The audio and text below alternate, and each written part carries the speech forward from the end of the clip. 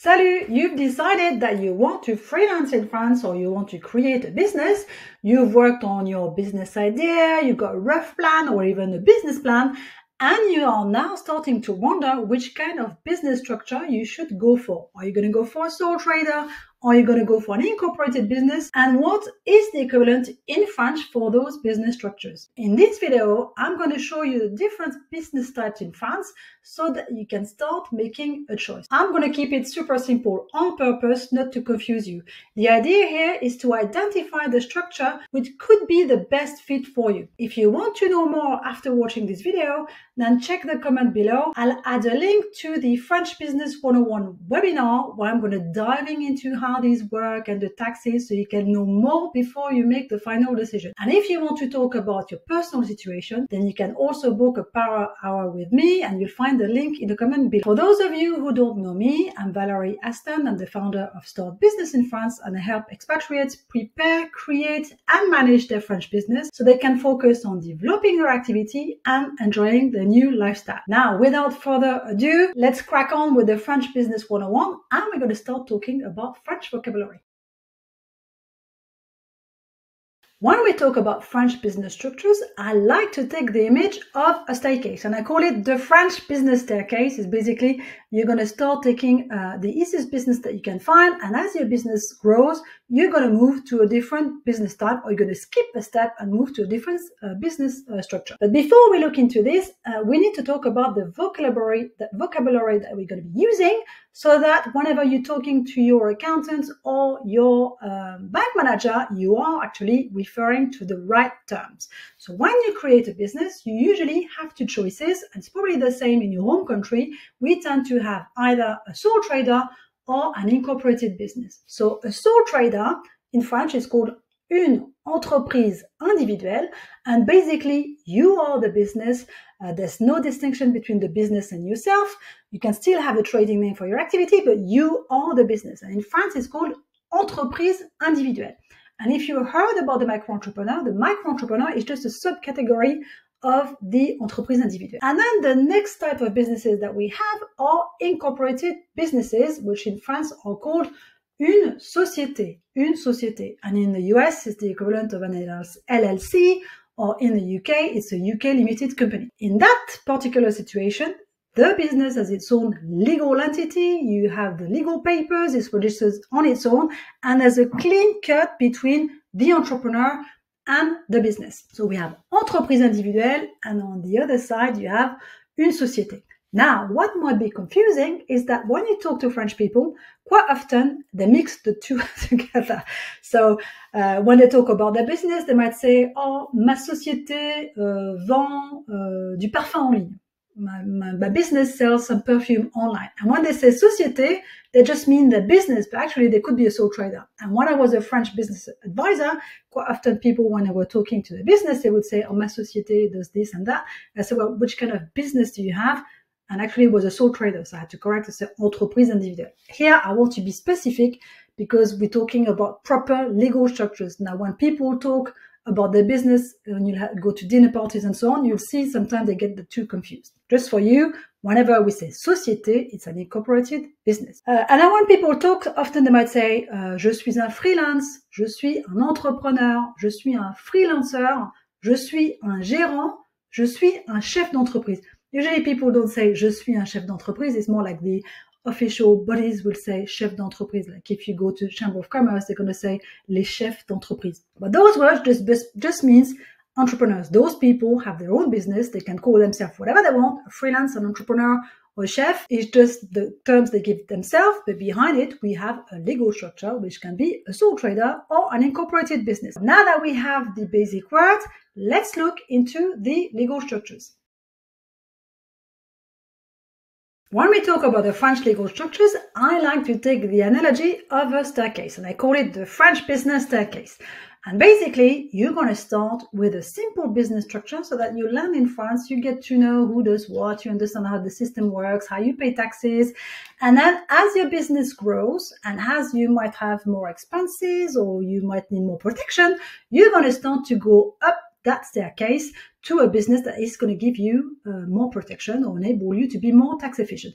But you're not going to straight away go from come from the start to jump to the landing, you're going to start by something easy, do a full year, and after 1 year, review your numbers, and based on those, you might jump a couple of steps, or you might just go one up, or you might just jump a couple of steps to go to something that is more suitable. So the idea here is to start easy and go up steadily when you feel ready. I'm not saying you're going to have to go through every single business structure. I will explain that in a moment, but you're going to start easy and then identify, based on your situation, based on your projection, what is the next move up. And believe me, it's just easier to start small than go up, rather than start with something which is really complex. And then in order to go back down, it takes forever to close down and restart. So if we look at the words that I just mentioned before, on the left-hand side here, the first two businesses are the entreprise individuelle. So these two are the sole traders. And at the top, we have the French incorporated businesses.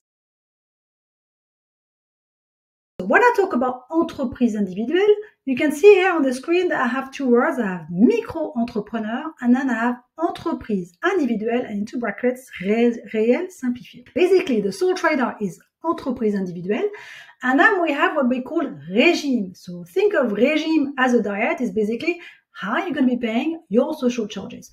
And within entreprise individuelle, we have two regimes. We have the micro-entrepreneur, where you're going to be paying a fixed percentage of your sales to go towards your social charges, so you always know where you stand. And with régime réel simplifié, it's still a sole trader, it's still an entreprise individuelle, but with this one, you're going to be paying your social charges based on your profit. Taxes based on sales with micro-entrepreneur, taxes based on profit with entreprise individuelle.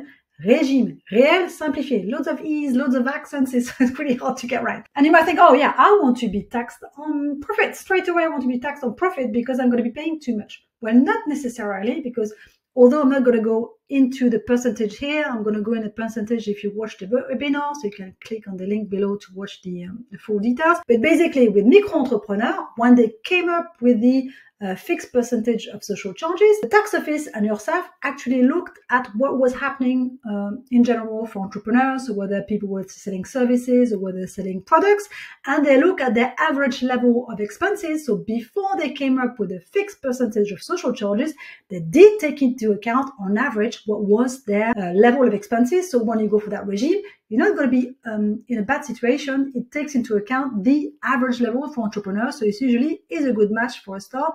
And it is a good match for someone who's starting from scratch, who doesn't understand the French system. With entreprise individuelle, régime réel simplifié, just mentioned that basically your taxes are made on profit. However, this regime is very tricky because basically it's spread over 2 years. The first year, we don't really know what you're going to be making. So yourself says, okay, you're going to start paying some taxes to me, but you will only give me how much you actually owe in a year's time once you've shared with me your loss and profit account, which means that basically for 1 year, you're going to be paying taxes, but they'll be super low. And the following year, once your accountant has done the loss and profit account, you'll have a lump sum of money to pay, régularisation de charges sociales.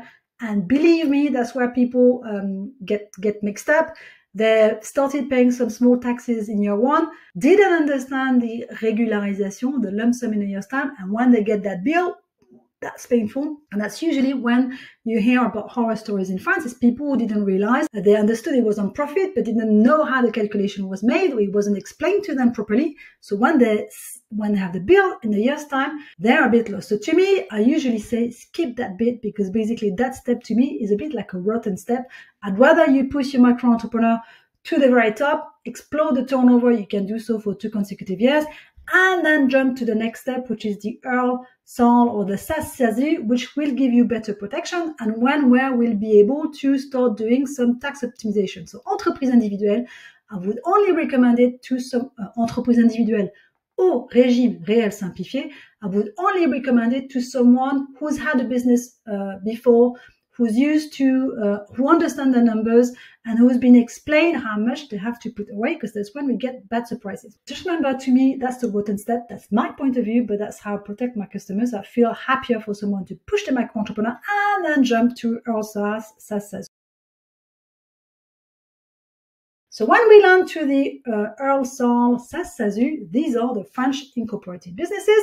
And if I summarize, just EURL is 1 associate, SARL at least 2 associates, SASU 1 associate, SAS at least 2 associates. So how do these work? So when we arrive here, is basically, that's when we close the first business down and we restart a new one with the business that has its own legal entity. If you come to France being a subsidiary of a foreign business, basically you're going to start here either with a SARL or a SAS. If you are a sole trader, you must start down the stairs, jump the entreprise individuelle réelle simplifiée, and then move up to SARL or SAS. Now, when we talk about taxes, those two are slightly different. Although the EURL and the SARL is a French incorporated business, with this one, you don't really have dividends. It's more a question of, with the EURL of the SARL, think of it as when you go for this, it's because you want to have a better protection. You want to have the business with its own legal entity. So if you go into debts, it's not going to fall off onto your personal asset. And also, if you start doing loads of subcontracting, you have contractors working for you. So for instance, if you do event management, if you have loads of contractors doing the work for you, you also want to protect yourself, because if somebody was going to let you down, then you could be liable for not being able to pay your customers or having that. So that's when you start to have wanting to go for an incorporated business in order to claim back for all your expenses, and also to have that personal protection with a business with its own legal entity. So when we look at EURL and SARL, basically with EURL and SARL, the regime is it's like réel simplifié. It's basically you have your turnover, your sales minus your running expenses, and you're going to be taxed on profit. So it's a fixed percentage, but again, this one is paid over 2 years. You start paying a lump sum, which we call cotisation, appel de cotisation, a call for social charges. And in a year's time, once you've done your loss and profit account and that your accountant has declared it to URSSAF says, okay, you owe us, you start paying your taxes, but actually based on your actual profit, you owe us so much. So just know that whenever we're going for EURL, it's like réel simplifié. We start paying a small base of social charges called appel de cotisation. And in a year's time, we pay a lump sum based on our actual profit. So whenever you are under entreprise individuelle, régime réel simplifié, or EURL, really, you want to be working with an accountant from the start, and you want your accountant to explain to you very clearly how much taxes you would pay. And to me, I find it best for those anyway to do a financial projection to say, okay, if I sell so much, this would be my running expenses, would be the cost of my accountant, and ask your accountant, say, okay, based on this, based on the profit, what would be the social charges, so that you know how much to save. You start paying your taxes to URSSAF, but you also, for those, I'm going to put a warning above, for those for régime réel simplifié, so entreprise individuelle, régime réel simplifié, or EURL, I want you to create a business saving account so that every month you put money on there for your future social charges in a year's time. That's the best advice I can give you. Make sure you save money, because in a year's time, you're going to have to pay quite a bit of taxes to yourself. Take time with the accountant to see how much you need to save. So that's the EURL, is basically you're going to be taxed on profit. Officially, we also have dividends with the EURL or SARL, but unfortunately, when President Hollande was still president, he voted something where the dividends were also considered as an income for the entrepreneur, and therefore they're liable for social charges. And it's only 10% of your working capital that can be distributed as dividends with the taxation on dividends. So might as well say that there's no dividends with the EURL or SARL, because 10% of your working capital is not much. And knowing that many people with an EURL or SARL, the working capital for their business is usually low. It might be 1,000 euros. So this one works, for instance, for someone, I know a lot of builders, building companies, they might invest into premises and they put this within the working capital. So they have a huge working capital and they can pay themselves dividends. Or they keep increasing the capital every year so that by having a large capital, then they can pay themselves dividends. So I would say go for a SARL. If you want to start protecting your asset because you have loads of subcontractors and your activity might be described as a bit more risky, and also whenever you want to be able to claim back all your running expenses so you can keep reinvesting in the business. But for this one, I would go for an EURL or SARL for a business where we know we're not going to have a huge development. We know where we can aim, and then it's more a question of it's going to be repeating itself. So for instance, with my customers, EURL or SARL might work well for people within the building trade, or it might also work well, for instance, for publishing companies where we're going to publish a magazine, but then past a certain level, it's not really going to go higher up, and we're going to have a regular activity, and we want to claim back all our expenses. And the final one, the SASU. So this one is when we finally land with the equivalent of an American LLC or UK Limited or South African PTY, where you basically pay yourself a salary and you also have dividends. So this one is finally the tax optimization. But just remember that when we have a SASU, when you pay yourself a salary, this is a French salary, so you have employee social charges and employer social charges. So you have to reach quite a good level of turnover before you can start paying yourself a salary. So to me, SASU, until you reach the 120,000 euros of turnover, I'm not sure this is a right match unless you can afford to pay yourself a tiny weeny salary or no salary at all. But just know that if you don't pay yourself a salary, you've got no health cover. So with a SASU, basically, is you're going to have a salary and also you can pay yourself the dividends. So the idea is not to pay yourself a huge salary, because if you, I'm going to say huge is a personal point of view, but let's say if you can afford to live on 4,000 euros, just keep it to 4,000 euros. Don't pay yourself 8,000, because if you pay yourself 8,000 with the French employee and employer social charges, this is going to be really expensive. So the idea is more to take out what you need to live, let's say 4,000, and then you leave the rest so that at the end of the year, you can pay yourself dividends, which will be far less tax. Just know that as dividends, once you have to wait for the end of the financial year to be finished, for your accountant to have produced the loss and profit account before you can pay yourself dividends. And then you can validate those dividends and take them, but you can't just take dividends all along the year. I know in some countries you can't just pick dividends in advance, but in France is you do the loss and profit account, take the dividends, so then you put them away, you take them out personally, and then you might top up your salary by taking money on the dividends that you placed somewhere. So this is what the French business staircase looks like. We start with micro-entrepreneur, entreprise individuelle, régime réel simplifié, EURL, SARL, SAS, SASU.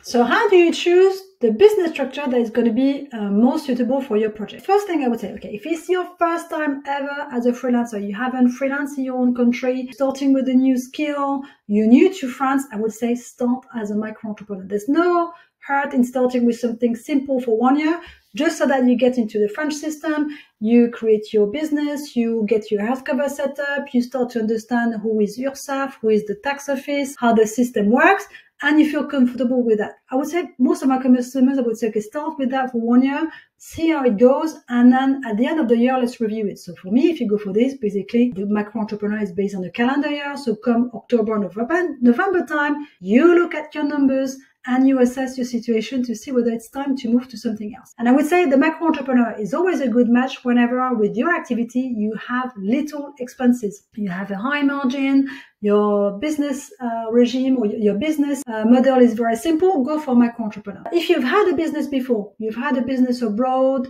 you used to do your bookkeeping, you just moving country, or you might have already been in several countries and been freelancing, okay, in that case, it's going to start from the second step. You can start at réel simplifié or EURL or SARL. If you used to track your numbers and you have that ability to do your bookkeeping and be on top of your numbers, then we're looking at the others. And I would say look at EURL, SARL, SAS, SASU. If you have a high investment, you need to invest heavily into your business, you're a subsidiary of a foreign business, or you're going into business with a partner, I would say go and look into a SARL and SAS. Now, which are the things that you need to look into in order to make a decision? I would say there's about 5 of them. Is this your first experience? Are you working on your own? Do you have high investments? Do you need to draw regular income? Or do you have high profits? So first one, if this is your first time as a freelancer ever, you were an employee and this is the first time you freelance, go for micro-entrepreneur. If this is your first time in France, you're moving from your home country, you're going to France, you've just landed, again, you want to keep it simple, go for micro-entrepreneur because you'll have so many things to look after that you want to keep your business super simple in order to have more time to manage the rest. And also if your business model is very simple, you're a consultant, you're a coach, you're a sport teacher, again, the micro-entrepreneur would be a good match, and it means that you have less, it doesn't require much work in terms of admin. That's the most flexible one. Now, the second one was, are you working on your own or not? So if you're on your own, then basically you can choose anything you want. But if you're going to be working with a partner, that has an impact. So are you working with your other half? In that case, if you're married or if you have a civil union, you could be a micro-entrepreneur with what we call a conjoint collaborateur, collaborating partner, which is when your other half works with you in the business. and you have to be married or have a civil union. And now if you work with somebody else that you're not related to, then in that case, you're going to be looking at the SARL or you're looking at the SAS because you're not related. This is a business partner.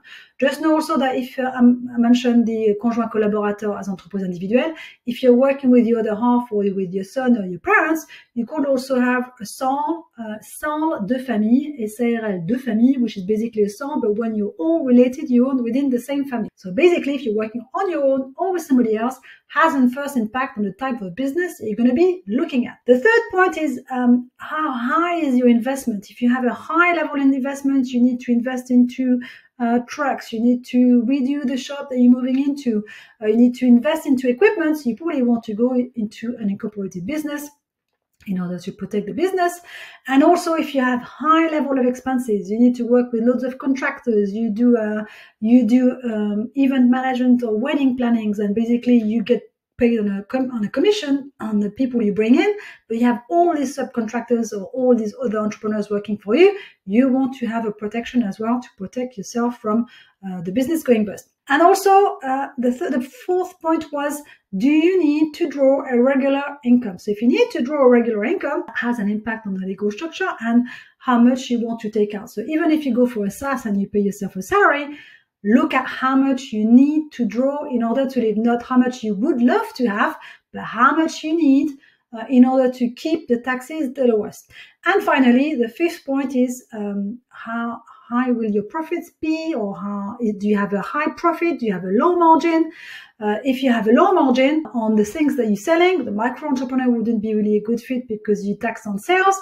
With Réel Simplifié, EURL and SARL, at least you can claim back all your expenses. So for low profit, that would tend to go for those. Finally, if you have a high profit margin, let's say you're a programmer, you do 3D pictures, you bring in lots of contracts as a consultant, and you can have a high margin. In that case, we would be looking into a SASU. However, if it's your first time in France, I would say you must still start as a micro entrepreneur. It depends on what your turnover might be. Basically, the only one that has a cap on turnover is the micro entrepreneur. With the micro entrepreneur, your maximum turnover per year is 77,000 euros and 700 euros for services and 186,000 euros for buy to resell. However, this is the first year in business. From the second year in business, you can bust this and go way above for 2 consecutive years without having to come out of the micro entrepreneur. They don't really care. So basically, it's more the first year that you have to keep a tab on your turnover. Sometimes I have, for instance, people coming on a visa as a programmer, and we know they could make 120,000,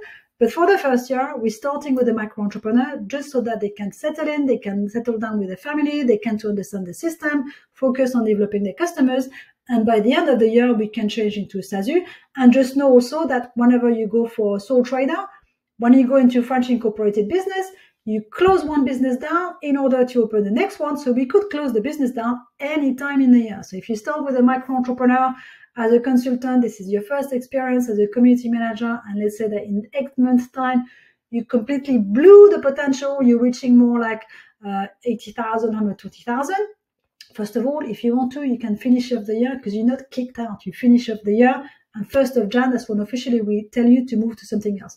But you could decide to say, okay, I'm really killing it here. I'm ready to move on. I've done 8 months. Now I'm going into SASU because I can see that I have some great potential. I've got some great contracts coming up and I feel more comfortable doing this. So I need to now have contractors working for me and doing some of the work. So this is it. This is my first tips on how to identify which kind of business to go for. For now, you simply want to look into, okay, which one do I feel more comfortable with, and start digging in to look more information onto that particular business type. For the micro entrepreneur, you can look at my micro entrepreneur overview. And if you feel more comfortable with the other business structures, then you can look at my webinar so you can have more information about taxes. And then you can start deciding which one you feel most comfortable with. If you want to talk it through, then you can also book a power hour with me. Voilà, c'est tout pour aujourd'hui. I hope that you found this useful and this is helping you to start making some decisions. Let me know in the comment which kind of business you might go for. And I wish you all the best with your French business. Salut, à la prochaine.